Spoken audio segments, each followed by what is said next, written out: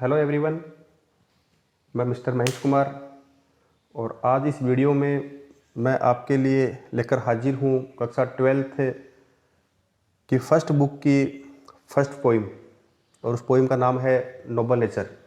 जैसा कि आपको पता होना चाहिए कि कक्षा 12 बोर्ड एग्ज़ाम में जो पोइम है वो कुल मिलाकर 10 नंबर की आती है। 3 क्वेश्चन आते हैं 2 नंबर के, वो 6 नंबर का हो गया, और एक स्टेंजा आता है वो 4 नंबर का आता है। तो 6 और 4 10, यानी 10 नंबर की पोइम्स हैं। तो सबसे पहले हम सीधे ही अपने इस पोइम की बात करते हैं।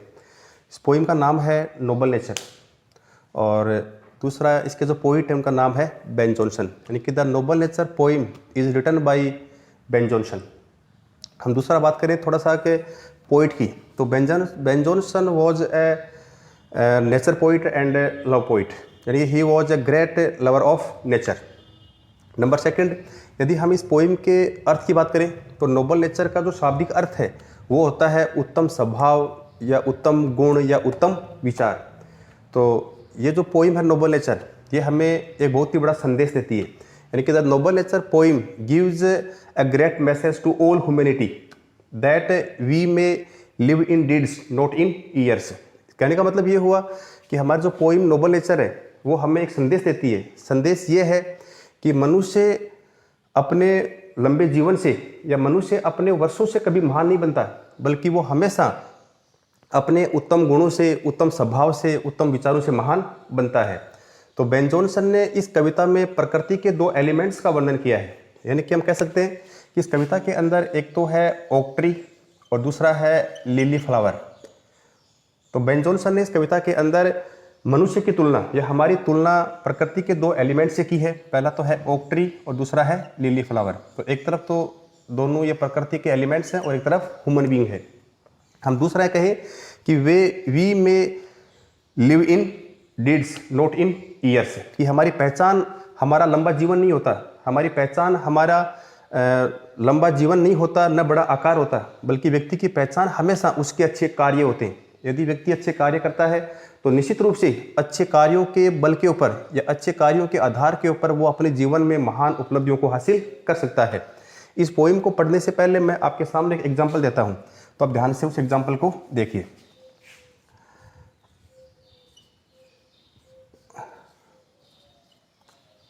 यहां पर मैंने 2 पिक्चर बनाए हैं। हम एग्जाम्पल दे रहे हैं केवल। एक तरफ है हमारे देश के फ्रीडम फाइटर महात्मा गांधी और एक तरफ है भगत सिंह।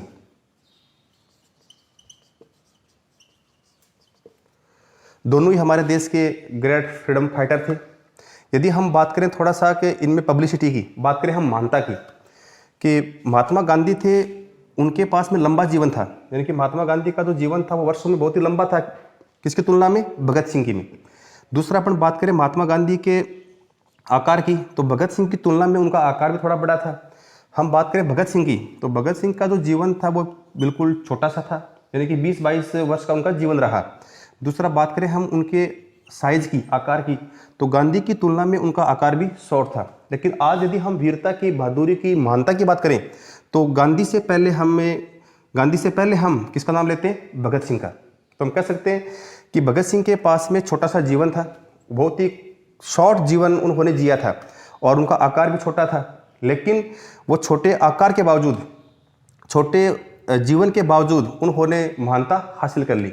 तो हम ये बात कह सकते हैं कि व्यक्ति को महान बनने के लिए न तो बड़े आकार की आवश्यकता होती, न लंबे जीवन की आवश्यकता होती है। यदि व्यक्ति के कार्य अच्छे हो, उसका अच्छा स्वभाव हो, अच्छे गुण हो, अच्छे विचार हो, तो निश्चित रूप से वो महान बन सकता है।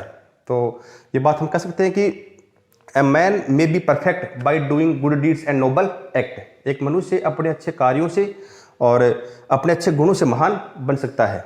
अब हम यहाँ पर बात करेंगे हमारी इस पोइम की।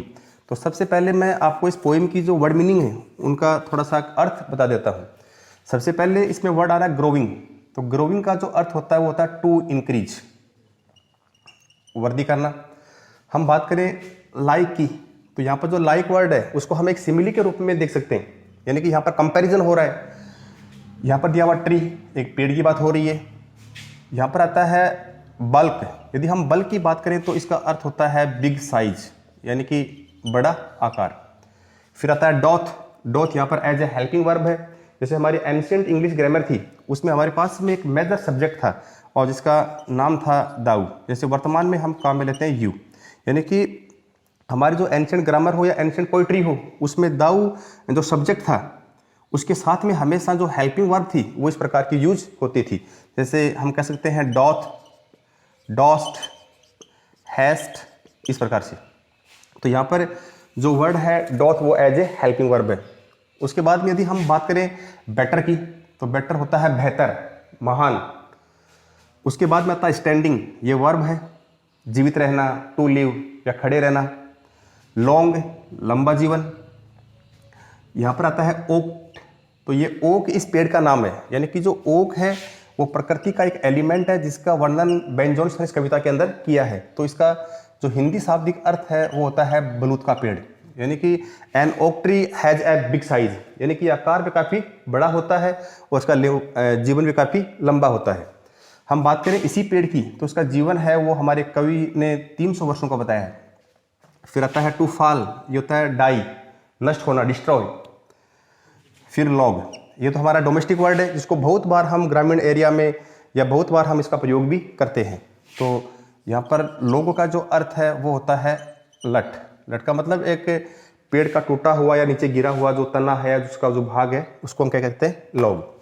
फिर आगे आता है एट लास्ट, ये होता है अंत में। ड्राई, सूखना, सूख कर। बाल्ड, बिना पत्तियों के। और लास्ट है सियर, ये होता है विदर्ड, मुरझाना। उसके बाद आता है लिली। तो इस ओ की भांति ही बेन जॉनसन ने जो प्रकृति का दूसरा एलिमेंट यहाँ पर डिस्क्राइब किया है उसका नाम है lily. Lily A type of small flower, ये छोटा सा फूल होता है और जिसका हिंदी में अर्थ होता है कुमुदिनी का फूल। आगे बात करते हैं हम एडे। जिस प्रकार से अभी यहाँ पर आया था कि जो ओक का पेड़ है उसका जीवन 300 वर्षों का है, तो उसी प्रकार से जो लिली फ्लावर है उसका जो लाइफ है वो मात्र 1 दिन का होता है, जस्ट 1 डे। फिर उसके बाद में आता है फेरियर। फेरियर होता है मोर ब्यूटीफुल, अपेक्षाकृत ज़्यादा सुंदर। फिर आता है फार, बहुत ही अच्छा वर्ड है। फार यहाँ पर एज ए मैन वर्ब है जिसको हम कहते हैं ब्लूम, मीन्स खिलना। फिर आता है मे, ये मई का महीना है। अल्दौ, यद्यपि। फाल, नष्ट होना। डाई, गिरना या नष्ट होना। दैट नाइट, ये होता है उसी रात। फिर आता है उसमें प्लांट, पौधा होता है। फ्लावर, फूल। लाइट, इस पूरी की पूरी पोइम में यदि हम देखें तो जो लाइट वर्ड है वो बहुत ही इंपॉर्टेंट है जिसको हम आगे पढ़ेंगे। फिर आता है स्मॉल, छोटा।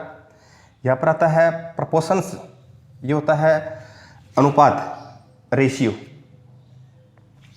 फिर आता है वी, हम। उसके बाद में आता है ड्यूटीज, सुंदर। और सी यानी देखना। हाँ, एक वर्ड बस क्या इसमें, जस्ट। जस्ट यहाँ पर होता है रियल, सच्चा, वास्तविक। फिर है शॉर्ट, अल्प। फिर है मेसर, मेसरज, इसको हम कहें तो ये होती है अवधि, स्पान ऑफ लाइफ, टाइम।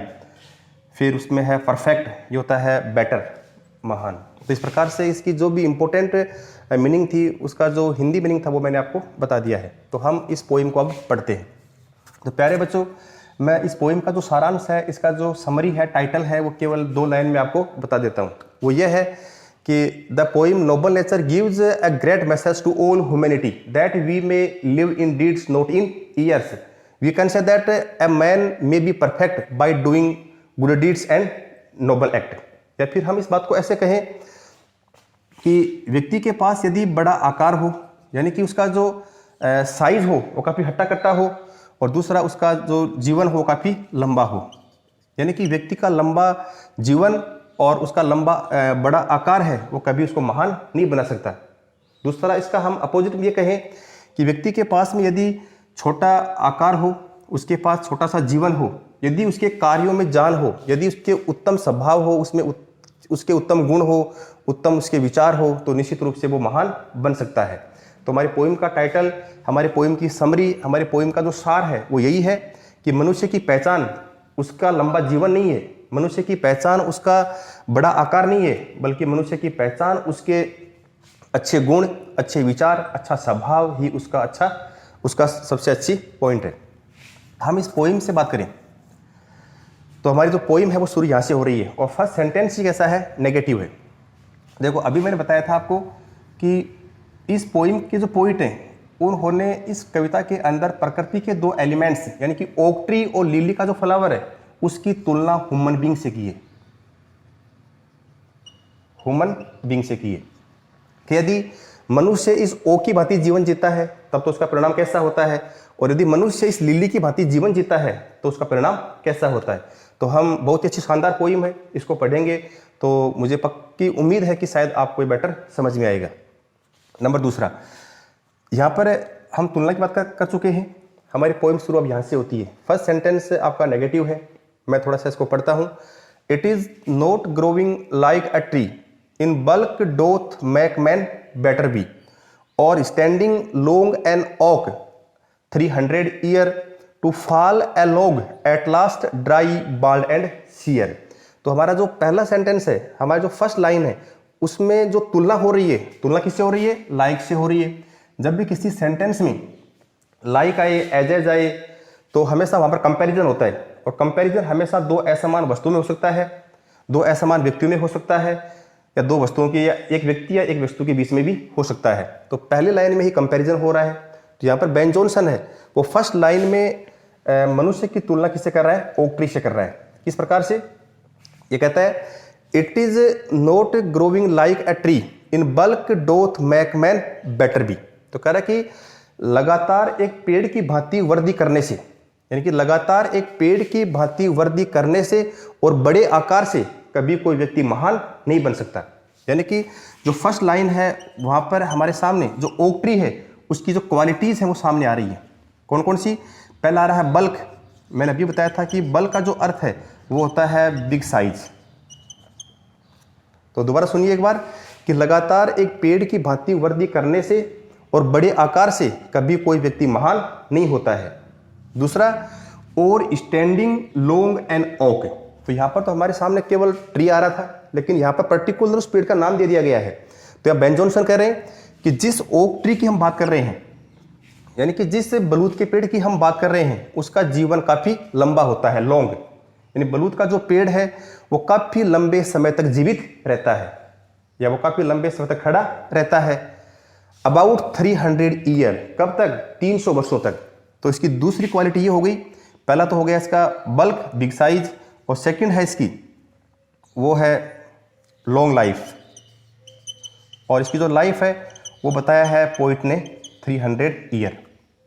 तो हमारी यहाँ पर पहली बात तो थोड़ा सा समझ में आ रही है कि यदि लगातार एक पेड़ की भांति वृद्धि करने से और बड़े आकार से कभी कोई व्यक्ति महान नहीं होता है। दूसरा, जो बलूत का पेड़ है, जो ओक ट्री है, वो काफी लंबे समय तक, इनके लगभग 300 सालों का जीवन जीता है। लास्ट में to fall a log at last. तो कह रहा कि अंत में वो पेड़ नीचे गिरता है। तो कह रहा कि अंत में वो पेड़ नीचे गिरता है। ड्राई, किस प्रकार से, सूख कर। बाल्ड, बिना पत्तियों के। सीयर, मुरझाकर। तो कवि ये कह रहा है कि 300 सालों का लंबा जीवन जीने के बाद में अंत में उस पेड़ का विनाश होता है, यानी कि अंत में वो पेड़ सूखकर, बिना पत्तियों के, मुरझाकर एक लठ के रूप में नीचे गिर जाता है। लो का मतलब लठ के रूप में। और हम सब जानते हैं कि जो लोग या जो लठ शब्द है उसका कोई मोरल नहीं होता है, यानी कि जो पेड़ हमारे आसपास खड़े हुए हैं उसको हमेशा हम पेड़ कहते हैं, लेकिन जब इसका कुछ भाग टूटकर नीचे गिर जाए तो हम कभी भी इसको पेड़ नहीं कहेंगे, उससे हम क्या कहते हैं, लठ कहते हैं। तो यहाँ पर पहला तो कंपैरिजन हो गया है कि यदि मनुष्य के पास में इस पेड़ की भांति बड़ा आकार हो, मनुष्य के पास इस पेड़ की भांति लंबा जीवन हो, तो वो कभी महान नहीं बन सकता। नंबर दूसरा, हम इस पेड़ की बात कर रहे हैं तो यहाँ पर पहला प्रश्न ये आता है कि जो ओक ट्री है उसकी क्वालिटीज क्या क्या है। तो पहली बात तो ये हो गई, an oak tree has a big size. जो बलूत का पेड़ है उसका लंबा जीवन होता है। दूसरा बात करें, an oak tree has a big size also. इसका जो जीवन भी काफी लंबा होता है, अबाउट 300 ईयर्स, यानी कि 300 वर्षों का।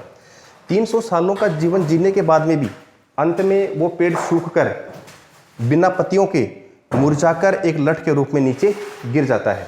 तो मेरा कहने का मतलब ये हुआ कि मनुष्य इस पेड़ की भांति बड़े आकार से और लंबे जीवन से या लंबे सालों से कभी भी महान नहीं बन सकता। नंबर 2, इसके बाद में शुरू होता है यहाँ से a lily of a day. तो यहाँ पर अब जो कंपैरिजन है वो होगा लिली और ह्यूमन बीइंग में, जिस प्रकार से हमने ऊपर पढ़ा है a lily of a day, यानी कि जो लिली का फूल है, जो लिली का पुष्प है, उसका जीवन मात्र एक दिन का होता है। इस प्रकार से a lily lives just one day, lily का जो फूल है वो मात्र एक दिन का जीवन जीता है। तो इसकी जो पहली क्वालिटी है वो आती है हमारे सामने शॉर्ट लाइफ। शॉर्ट लाइफ, छोटा जीवन, कितने का है? वन डे, एक दिन का।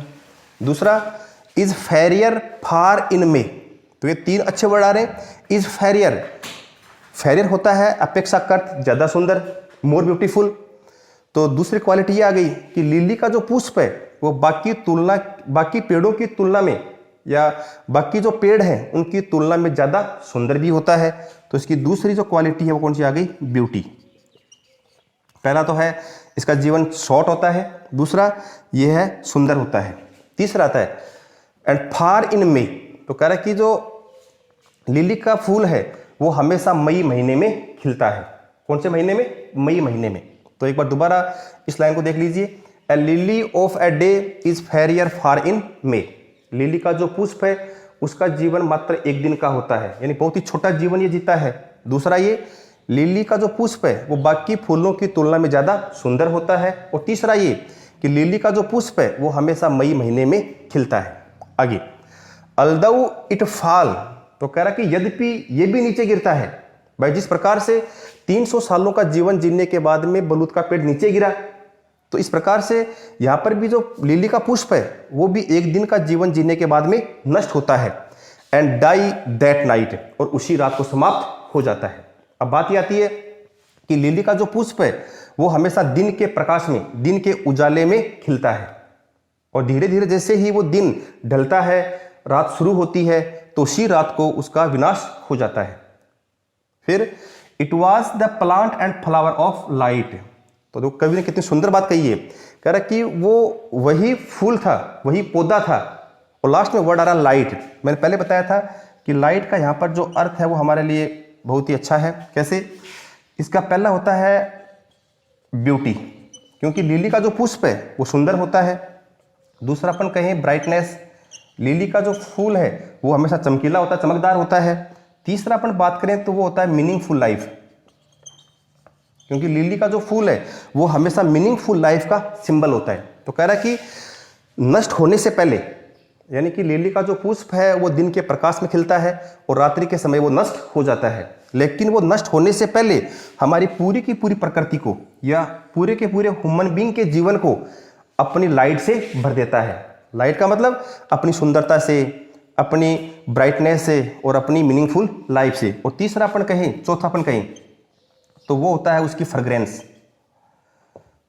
मतलब उसकी महक। अब देखिए यहाँ पर हम तुलना कर रहे थे ओक ट्री की ह्यूमन बीइंग से, या किया हमने लिली की ह्यूमन बीइंग से। तो यहाँ पर जो कंपैरिजन हुआ था वहाँ पर तो व्यक्ति के पास में लंबा जीवन, उसका बड़ा आकार है, लेकिन फिर भी वो महान नहीं बन पाया। और यदि मनुष्य इस पेड़ की भांति जीवन जीता है, कहने का मतलब यदि मनुष्य के अंदर अच्छे गुण हो, उसका अच्छा स्वभाव हो, उसके अच्छे विचार हो, तो निश्चित रूप से वो छोटे से जीवन में और छोटे से आकार से भी महान बन सकता है। इसके बाद में आती है लास्ट लाइन, बहुत अच्छी लाइन है, in small proportions we just beauties see. तो कह रहा कि in small proportions we just beauties see. तो कह रहा कि अक्सर प्रकृति की सबसे छोटी वस्तुओं के अंदर भी सुंदरता का अंश हम देखते हैं। इसके अंदर प्रकृति की छोटी वस्तुओं के अंदर भी हमेशा सुंदरता का अंश पाया जाता है। भाई तो कहने का मतलब ये हुआ कि जो सुंदरता आपको इतने बड़े पेड़ में नहीं मिली, यानी कि जो महानता इस पेड़ में नहीं थी वो महानता हमें कहाँ मिल गई? लिली के पुष्प में। हम बात करें इसके आकार की, इनके साइज की, तो बलूत का जो पेड़ है उसका तो बड़ा जीवन है, उसका बड़ा आकार भी है। इस फूल का तो छोटा सा जीवन है और छोटा सा आकार है, लेकिन जो कार्य ये नहीं कर पाया वो कार्य इसने कर दिया। तो कह रहा है कि अक्सर प्रकृति की छोटी वस्तुओं के अंदर भी सुंदरता का अंश पाया जाता है।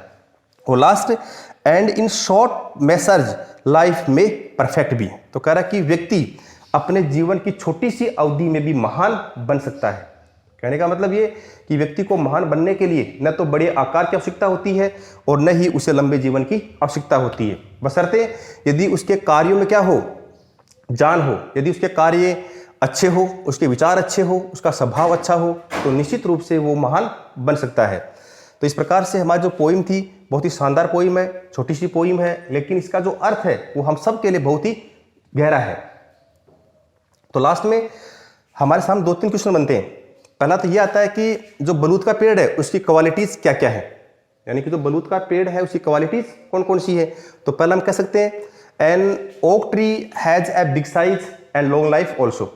जो बलूत का पेड़ है उसका जीवन काफी लंबा होता है, उसका आकार भी बड़ा होता है। And it lives about 300 year, यानी कि यह लगभग 300 वर्षों तक खड़ा रहता है। एट लास्ट इट फॉल, अंत में वो नीचे गिरता है। किस प्रकार से, ड्राई बाल्ड एंड सियर, यानी अंत में वो सूख कर बिना पत्तियों के मुरझाकर एक लठ के रूप में नीचे गिर जाता है। तो हम ये कह सकते हैं कि नीचे गिरने के बाद में जो बलूत का जो पेड़ है वो हम सब के लिए किसका प्रतीक है, वो है मीनिंगलेस लाइफ का। ये होता है अर्थहीन जीवन। आप जानते हो एक तो होता है मीनिंगफुल, एक होता है मीनिंगलेस। मीनिंगफुल होता है अर्थपूर्ण जीवन, मीनिंगलेस होता है अर्थहीन जीवन। हम सब जानते हैं कि अर्थहीन जीवन तो वो होता है जिसके जीवन का कोई अर्थ ना हो, जैसा कि यहां पर किसका था, ओक ट्री का था। हम बात करें मीनिंगफुल लाइफ की, तो मीनिंगफुल लाइफ का मतलब होता है अर्थपूर्ण, यानी कि जिसके जीवन का कुछ अर्थ निकलता हो, जो किसका है यहाँ पर, लिली फ्लावर का। और जो एग्जाम्पल मैंने दिया था पहले आपको गांधी जी का और इसके अलावा भगत सिंह का। मैं ये नहीं कह रहा हूँ कि महात्मा गांधी को वो प्रसिद्धि नहीं मिली, वो महान नहीं थी। मेरा कहने का मतलब ये था कि भगत सिंह के पास में छोटा सा जीवन था, वो मात्र 20-22 वर्ष का जीवन जिया उन्होंने। इनकी तुलना में उनका जो आकार था वो भी थोड़ा सा छोटा था, लेकिन फिर भी देखो आज हम वीरता की, बहादुरी की, महानता की, उत्तम गुणों की, स्वभाव की, विचारों की बात करें तो भगत सिंह है वो महात्मा गांधी से बहुत ज़्यादा आगे है। हम बात करें गांधी की, गांधी के पास में भी, गांधी के पास लंबा जीवन था, कम से कम 80 के आसपास उन्होंने जीवन जिया और उनका आकार भी तो इनके तुलना में थोड़ा बड़ा था, लेकिन फिर भी वो महानता जो इन्होंने हासिल की वो इनको नहीं मिली।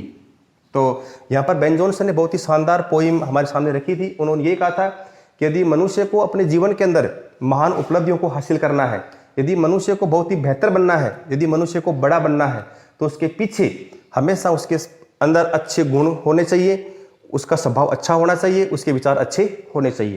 क्योंकि व्यक्ति का बड़ा आकार, व्यक्ति का लंबा जीवन कभी भी व्यक्ति को महान नहीं बनाता, बल्कि व्यक्ति का छोटा जीवन और व्यक्ति का छोटा जो आकार है वो उसको महान बना सकता है। नंबर 2, हम बात करें लिली की क्वालिटीज की, तो सिंपल सी बात है, a lily lives just 1 day. Lily का जो फूल है वो मात्र 1 दिन का जीवन जीता है। And it is more beautiful flower than the other trees और अदर फ्लावर्स, कि ये जो फूल है वो बाकी फूलों की तुलना में ज़्यादा सुंदर भी होता है। And it blooms in the month of May, और ये हमेशा मई महीने में खिलता है। हम बात करें इसके सिंबल की, तो ए लिली, लिली का जो फूल है वो सिंबल है, वो प्रतीक है, यानी it is symbol of beauty, it is symbol of brightness, meaningful life and fragrance. यानी कि लिली का जो फूल है वो सुंदरता का, चमक का, अर्थपूर्ण जीवन का और महक का प्रतीक होता है। तो प्यारे बच्चों, ये कविता हमें ये संदेश देती है कि मनुष्य की जो पहचान है, मनुष्य की जो पहचान है वो कभी भी उसका लंबा जीवन नहीं होता है। मनुष्य की पहचान कभी भी उसका बड़ा आकार भी नहीं होता है, बल्कि मनुष्य की पहचान हमेशा उसके अच्छे गुण होते हैं। मनुष्य की पहचान हमेशा उसके अच्छे विचार और उसके अच्छे उत्तम विचार होते हैं। तो शॉर्ट में मैं यही कहूँगा कि ये पोइम है वो हम सब के लिए बहुत ही बड़ा अर्थ छोड़ती है। वो अर्थ ये है कि जो सुंदरता अक्सर हमें बड़े चीज़ों में दिखाई देती है, ये बिल्कुल गलत है, क्योंकि प्रकृति के अंदर जो सबसे छोटी वस्तुएं होती हैं उनके अंदर सुंदरता का अंश ज़्यादा पाया जाता है, बजाय किसके, बड़ी वस्तुओं के। जैसा कि हमने इस पोइम के अंदर पढ़ा भी है कि जो सुंदरता हमें ओक ट्री में नहीं मिली वो सुंदरता हमें कहाँ मिल गई, लिली के पुष्प में। दूसरा अपन बात करें कि जो ओक ट्री है वो इतना लंबा जीवन जीना, यानी कि 300 सालों का जीवन बहुत होता है। बलूत का पेड़ 300 सालों का जीवन जीने के बाद में भी वो अंत में एक मीनिंगलेस लाइफ का प्रतीक बन गया, यानी कि अर्थहीन जीवन का प्रतीक बन गया। दूसरा, हम लिली की बात करें तो लिली का जो फूल था उसने मात्र एक दिन का जीवन जिया और जैसे ही शाम हुई उसका अंत होता है, लेकिन वो नीचे गिरने से पहले, वो मुरझाने से पहले या वो नष्ट होने से पहले हम सब के जीवन को, ये हमारी पूरी की पूरी नेचर को भर देता है। किनसे? अपनी सुंदरता से, अपनी ब्राइटनेस से, अपनी मीनिंगफुल लाइफ से और अपनी फ्रेग्रेंस से। तो बेन जॉनसन ने इस कविता के अंदर यही कहा है कि a man may be perfect by doing good deeds and noble act, कि मनुष्य अपने अच्छे कार्यों से, अपने अच्छे गुणों से, अपने उत्तम स्वभाव से, अपने उत्तम विचारों से महान बन सकता है। तो मैं आशा करता हूँ कि ये पोइम आपको अच्छे से समझ में आई होगी। धन्यवाद।